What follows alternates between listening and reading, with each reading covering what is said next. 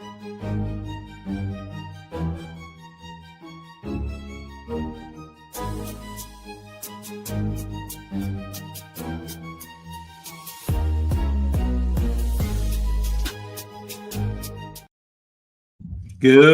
morning, good morning, good morning. Welcome to Kindness Rising, your morning dose of hope, humanity, and heart, where we have more high fives for you and less rage bait every single morning. Good morning, Jess. How are you on this lovely Friday morning? I hope everyone's getting up and getting after it just like we do every day here on Kindness Rising and the Mornings in the Lab Network. Glad to be back in the studio today after a quick trip down to the city, quick overnight. Yes. There's a virtual high five for you too, Sully. Good morning, good morning, good morning. All right. So here we are. We're finishing up our week, our Build the Room week, and here is a strange way to measure leadership. What happens when you're not there? Does everything stop? Does everybody wait for permission? Does somebody say we can't make that decision until Jess gets back, until Sully gets back? Which sounds flattering, of course, until you realize apparently you created an organization that can't survive your dentist appointment. Good morning, Mother. Yes, we are back. Yep. So here's the thing. Maybe leadership, the goal isn't becoming indispensable. Maybe it's building something strong enough that eventually doesn't need you standing in the middle of it. All week we've been talking about how to build the room, and today we're going to talk about what happens when we decide to leave it. Good morning, friends. Welcome to Kindness Rising. Let's build the room one last time this week together. Right. Yep, back in the studio this morning. It was a whirlwind trip. But we made it happen. So thanks, everybody. Thanks for coming out yesterday for our brief, kind of less structured morning for sure. But yes, we are here together. We spend a lot of time talking about leadership presence, how we show up and how we communicate, how we influence the room. And of course, all of that matters. But eventually we have to leave it. The meeting ends, the season ends, the kids grow up, the job changes, somebody else sits in the chair. And that raises a different leadership question. Not what happened while I was there, but what keeps happening after I'm gone. There's a strange trap in leadership that we become proud of being needed. Everybody comes to us for the answer, for our approval, asking us what to do next. And we become indispensable, which feels really good. Until we realize we may be indispensable, but what we've built is dependence. Absolutely. Not leadership. If every decision requires you to be there, what happens when you're not there? If every problem comes back to you, who's learning to solve problems? And if every good idea has to be yours, who's learning to trust their own ideas? That's why I think one of the great leadership tests is how the room works without you. Not exactly the same, not perfectly, and certainly not without missing you. What's the point, right? But can it keep moving? Can people make decisions and solve problems, trust one another? Can they carry forward the values without carrying around a cardboard cutout or your picture? Because real leadership doesn't shrink when other people grow, it succeeds.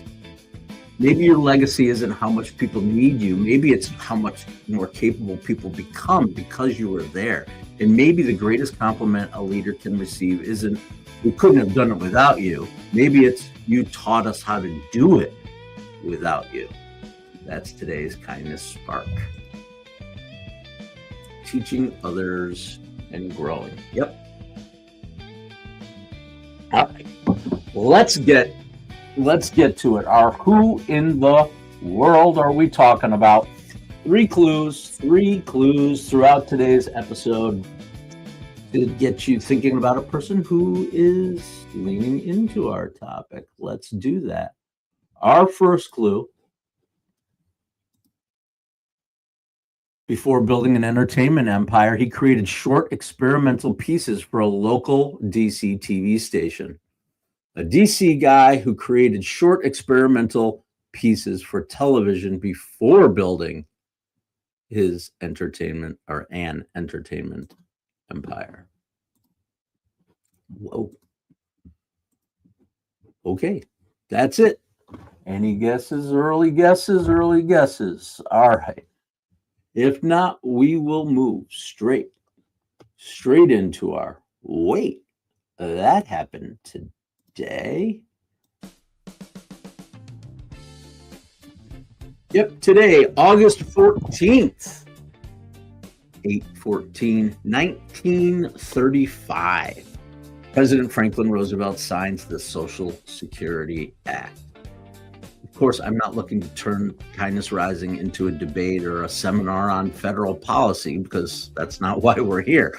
But think about the scale of the idea of Social Security, creating a structure today intended to support people years, decades, generations into the future. People the original creators would never meet, people who weren't born yet, and that's interesting to me. Because sometimes legacy isn't a statue. Sometimes it isn't a building with your name on it. Sometimes it's a system, a practice, a structure, something designed to keep helping people after you're no longer there to maintain it personally. And that's one of the great things leaders do. They don't just solve the problem for today. They build something that tomorrow can use. August 14th, 1935, the Social Security Act is signed, and that happened today.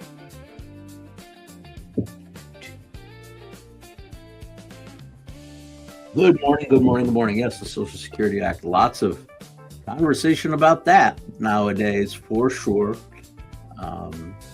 We all pay into the system and people are receiving the benefits, but there's lots of nuance we could debate and discuss, but that's not the point. The point was that Roosevelt was looking into the future to figure out how to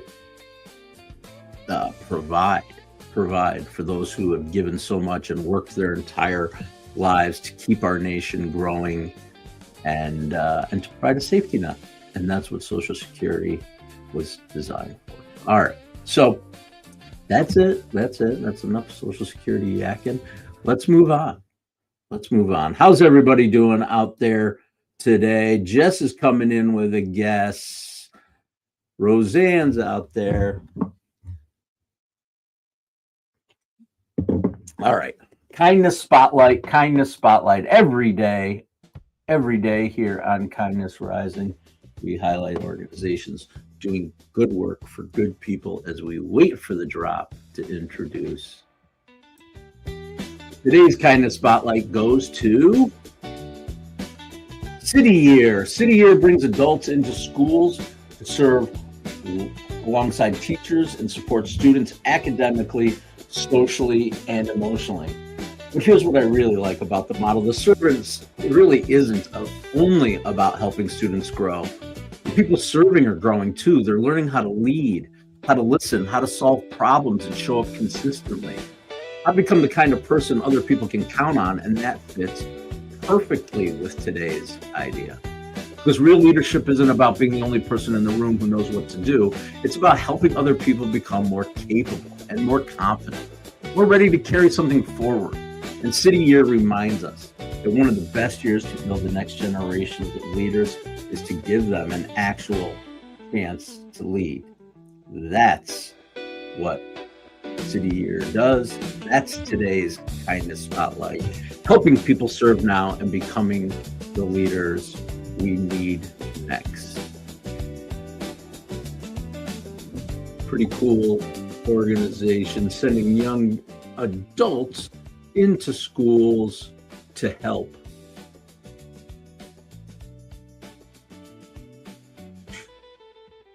All right. Sully's out there talking about his classic cars. All right. We know you're into that. Mustangs. 41 Willys. Yeah. Jumping like a Willys in four-wheel drive. That's a Grateful Dead quote, right? Nice. That's cool that you're into that. Absolutely.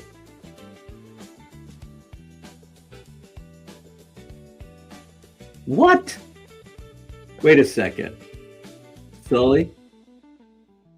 You were actually at Bill Walton's house? Oh, no, it was in the town that is home of Bill Walton.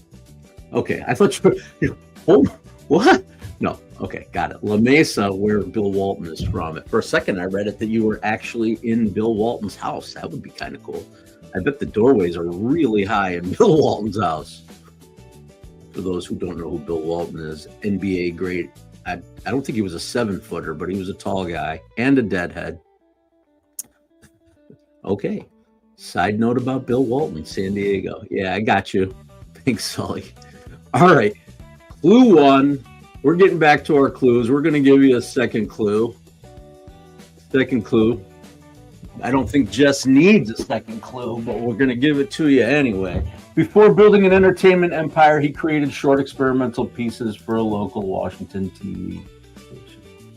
And his characters appeared in quirky television advertisements before they became household names. Household names that we will talk about in just a moment. All right. Let's keep rolling. All right. All right. All right. Everybody's all right. Everything's all right. It's a Friday. We are getting going, keeping going. Keep it going. All right. Here's our segment. I'm calling this segment Research Corner, but it's really not. It's really not. Not today. Let's talk about the easiest habits to develop and one of the hardest to notice. Doing everything yourself. Because sometimes you're faster. You know how to do it. You know what the answer is. You've done it 50 times. So somebody comes to you with a problem and you fix it. Done. Excellent. Except what did they learn? Maybe they learned when this happens, go find you. And if that happens odd enough, you become the answering machine, which again can feel pretty good until you take a vacation. Good leadership solves problems, but great leadership builds capability. There's a difference, and I'll give you the answer. And if I give you the answer, we solve today. That's it. If I help you understand how to find the answer, we may solve the next 10 problems too. The old teach a man to fish versus giving a man to fish. The leader who makes every decision teaches people to wait. The leader who fixes every problem teaches people not to practice fixing problems. And the leader who always takes over may eventually wonder why nobody takes any initiative. And that's when leadership gets uncomfortable, because developing people means allowing them to do things differently than you would. Maybe slower, maybe imperfectly, maybe with a choice you wouldn't have made. It can be painful, especially for those of us with a highly sophisticated system. You know what? Our system is just give it to me, I'll do it. Anybody remember that Saturday Night Live skit with Jimmy Fallon? Move. Classic computer IT guy pushing somebody out of the way to get the job done, which gets it done. It gets it done. Does it teach anything? Good leadership solves today's problem, but great leadership increases somebody else's ability to solve tomorrow's problem. And that's how the room survives without you. Boo-doo, boop, boop, boo-doo. All right. I hope everybody's waking up here a little bit. We're rolling. I'm having my coffee, having a good old time here. Headed towards the weekend. Any big plans for the weekend? I'm looking forward to a family gathering together. My sister coming into town, and I always enjoy her time. So we'll be gathering as a family over the weekend, and then of course, life, laundry, and mowing the lawn, and all that stuff that weekends tend to bring. Yes, latchkey kids learn to take the independent decision making early, for sure. Yep. Yes. Independent decision making. Sometimes not always the best choices, right? But we do make those independent decisions. And maybe that's a leadership parents or leadership, I don't know. New thoughts come into my head as we're on the fly here. This is what I'm thinking. Maybe our parents, Gen X, not every Gen X, this is generalization, right? That our parents gave us early responsibilities, and because they had to, maybe they had two working parents or whatever the first time. But yeah, they definitely taught us independence. Maybe that was their leadership, teaching us how to do things without them in the room.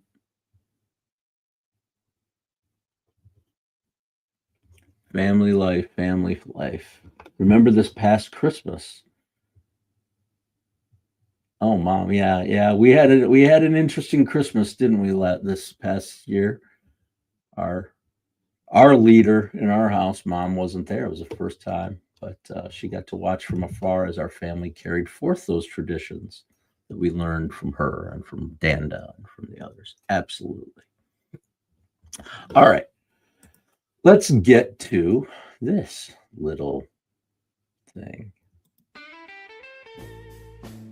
Here it is. It's our Grateful Dead psychedelic connection. Back in the Fox Den. Back at the Fox Den today. Absolutely. We are with our little Grateful Dead connection for today. The Grateful Dead, it's almost too perfect, right? The music never stopped. The Grateful Dead as an original band ended in 1995 when Jerry died.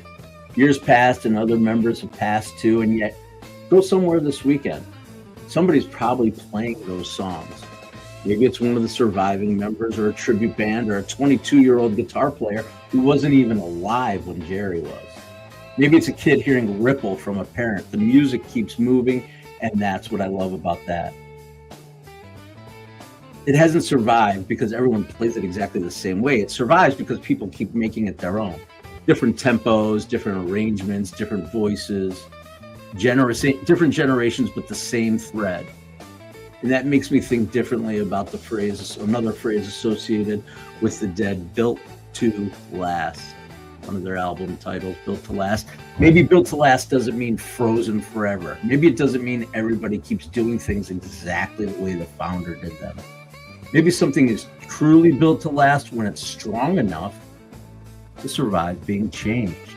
When somebody else can pick it up, carry it forward, and add something of their own. Because if your legacy requires everybody to imitate you forever, it isn't legacy, it's just a tribute. The music lives because somebody else gets to play it in their way.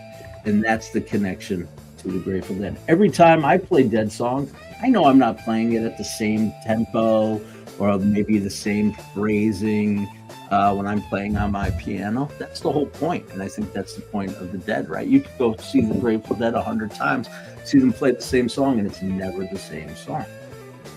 Never the same song. And sometimes it's not even the same musician.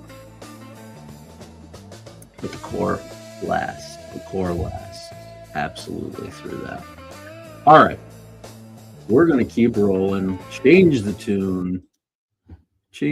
Rolling on Kindness Rising this morning, back in the Fox Den with Sully and Roseanne and Jess and everybody else who's out there who's going to subscribe to the channel and come join us. Join the Kindness crew here at Kindness Rising and follow all the channels at the Mornings in the Lab Network, including Mornings in the Lab with Keith, John, and Friends.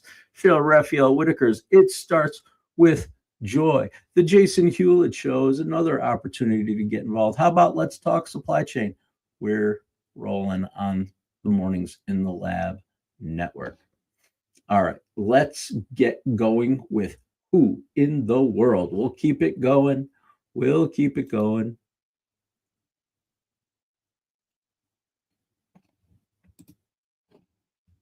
Before building the entertainment empire he created short experimental pieces for a local DC TV. His characters appeared in quirky TV advertisements. What was that little vocal thing? His characters appeared in quirky TV advertisements before they became household names. And lastly, Jess, you're already all over it. Kermit and Miss Piggy would agree he turned felt foam and imagination into something deeply human. Kermit and Miss Piggy. Hi-ho. All right. And we'll roll into our kindness compass and then do our reveal, even though I think it's already been revealed. Kindness compass, today's compass, moving from thought to action here on Kindness Rising, as we do every day. Every day. Kindness compass. Pass something on, not somebody. Today. Teach. Oh, not someday, not somebody. Pass something on, not somebody. All right. Slow it down, Ruth. Kindness compass. We're rewinding. Back forward. Today's kindness compass. Pass something on, not someday, today. Teach somebody something you normally just do yourself. Explain the why, not just the what. Absolutely. Give somebody responsibility that you might usually keep. Share the knowledge you've been carrying alone and let somebody else be part of the conversation. It's hard to let them do it differently than you would. Because passing something on requires trust. It requires saying, I don't need to control this forever. So ask yourself, what do I know that somebody else needs a chance to learn? And then give them the chance. Don't make yourself less valuable. Make somebody else more capable by passing something on. That is today's kindness compass. And certainly someone who passed things on is Jim Henson. Absolutely. Oh, your uncle worked with, Jess's uncle worked with Henson in DC.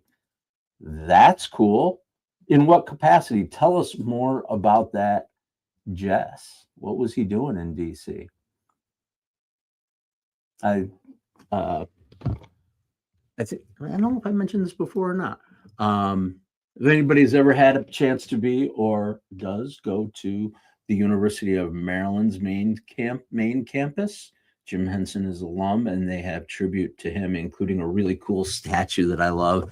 It's a bench. It's actually a bench that you can sit on. You sit right next to Jim and Kermit. It actually looks kind of like that. It's a statue of Kermit sitting on Jim's shoulder like that at University of Maryland. So I don't know. You ever have a chance? Oh, he was doing set design. That's cool. Wow, that seems to be a theme this week.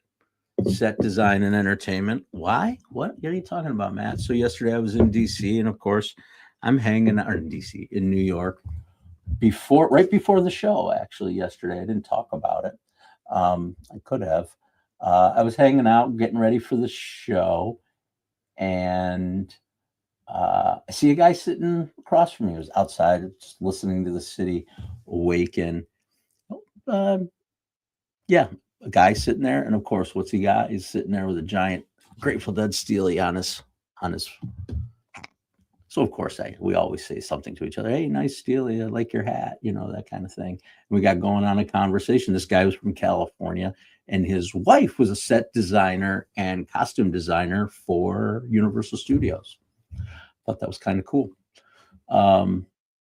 Anyway, that's the second set design person. He was telling me about different things that she worked on at Universal Studios. Kind of cool. All right. That was like, whatever, dude. So you met a guy. All right. Today's mystery person is Jim Henson, and Henson gave us Kermit, Miss Piggy, Fozzie, and all the other characters. What are your favorite characters? Talk to me about the Muppets, because I love the Muppets. I could talk about the Muppets all day long. What makes this fit today, though, isn't just what he created. It's what happened after he was gone. And while he was teaching, he taught people. He taught other characters how to carry the characters forward. Other writers how to keep creating for those characters, and other performers that could step in. And after he died, the room kept working, and that's one of the clearest signs of real leadership. You build something strong enough that other people can keep giving it life. Absolutely. Jim Henson didn't create memorable characters. He built a world, a creative world that could outlive him. Animal, Sully. You said monster. It's Animal. Yes, the Muppet Band and Animal. Yes.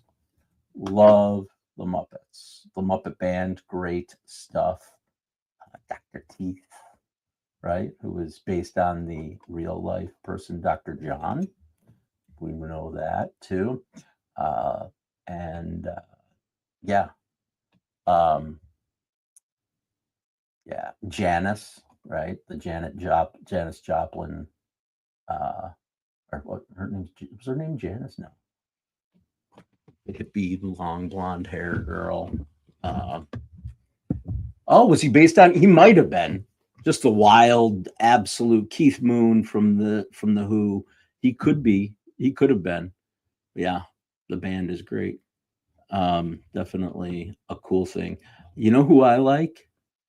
I kind of take a little bit of a cue from him sometimes when I go live with my piano.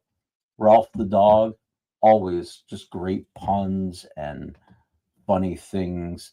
And he also played the doctor in Muppets Hospital or whatever. Just so much fun, so fun. All the tongue in cheeks, all the puns, and what I really, of course, and I mentioned it in the opening, I think, or first clue, the humanity. Ralph the dog. Yep, yep, awesome. Um, the humanity, right? I actually, one of my guilty pleasures is rewatching the 1970s original series of the Muppet Show, Pigs in Space. Um, but I love it. I love the interactions with the guests, and just it's a beautiful, beautiful thing, definitely. And it reminds me of Sunday nights at home, Muppet Show in 60 minutes. Yep, yep, yep, for sure. All right. Well, that I yacked for almost a half an hour. We talked about talking about the Muppets. Anybody else out there love the Muppets? Tell us your Muppet memories. We got a couple extra minutes to kill here. We can have some Muppet chat. Which was your favorite of the movies? Anybody have favorites from the movies? Everybody remembers the original. I actually love Muppets Take Manhattan. I think that is a really ridiculous movie, and I enjoyed the most recent remakes too. They did a nice job keeping up with the keeping the theme. Am I a Muppet of a man? Am I a man or am I a Muppet? Uh, yep. Anyway, so I love Muppets Take Manhattan, and my favorite scene in Muppets Take Manhattan is when the advertising executives, they're all kind of just basic puppet faces like Kermit the Frog's shape, but they're different colors and characters, and they all have rhyming names, and they refer to each other. Hey Jill, I'm Gil. Hey Bill, I'm Phil. Gil, Bill, meet Phil, meet Jill.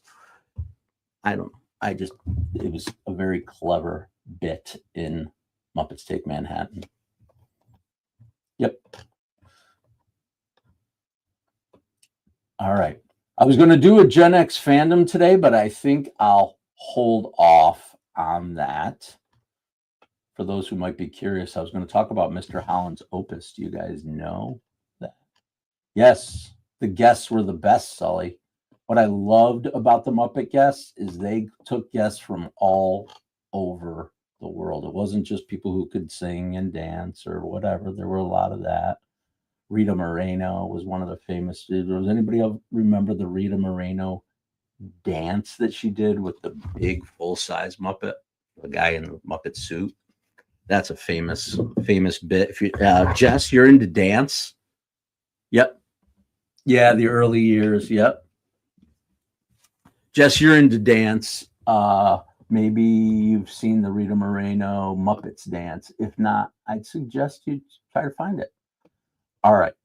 That's it. That's it for today. I can't believe the week is up. Our Build the Room week has ended. I hope that everyone had a lot of fun with this, thinking about the ways that we can build the room together. Monday, we learned that every room has rules. And Tuesday, we learned that every room has a temperature. And Wednesday, what did we do? We listened for voices. That's right. We listened for all those other voices in the room. Yesterday, yep, we were in New York, not really talking about the room. And today we arrive at the final question. What happens when we leave? Because eventually every one of us does. We change jobs, we retire, the project ends, Absolutely. And maybe the goal was never to build something for us. Maybe it was to build something strong enough, safe enough, and generous enough that other people could eventually take action. Yep, and take over. That is the lesson for today. So the final leadership question isn't did they need me? Maybe it's what became possible because I was there. That's it for today. I hope everybody has an amazing weekend. I'll be back Monday morning, 7:30 a.m. Eastern, right here on Kindness Rising for you. Subscribe to the channel. Get on over to Mornings in the Lab with Keith, John, and friends. And until I see you again, stay uncommon and stay kind.